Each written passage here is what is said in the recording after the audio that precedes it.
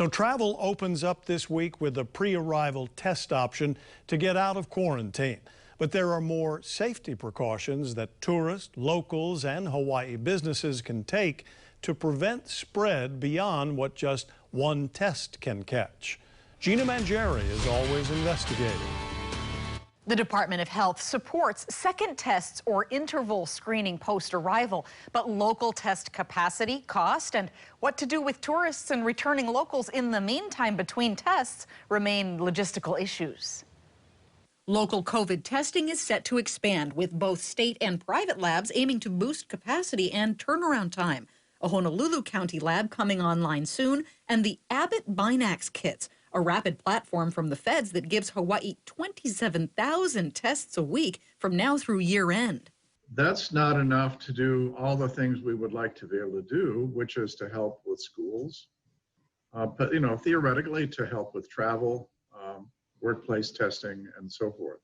In unveiling details of the pre-arrival test program last week, Health Director Libby Char said one-test programs run the gamut, catching as few as 20% of COVID cases or as many as 80%, where a second test would close that gap if and when test capacity allows. The department's position is that a second test will improve our ability to detect infected airline passengers. And the problem is with the logistics. The devil's in the details. Details like when to swab for a virus that can take 2 to 10 days to incubate and show up on a test, and what to allow folks to do meanwhile. If you tell somebody you're going to do a second test and you're going to keep them in quarantine until they test negative by their second test, that could be a big deterrent. The health department says mask wearing, washing hands, and keeping distance should be sufficient protection in most cases, especially as visitors enjoy outdoor areas and activities or stick to their own small groups as they rest, play, and dine. They say conscientious travelers should consider volunteering for the planned second test surveillance screening the lieutenant governor said the state plans to offer about 4 days after arrival. The Big Island is going to do mandatory second tests on landing for those who want to avoid 2-week quarantine. The Department of Health cautions that may be too close in timing to the first test.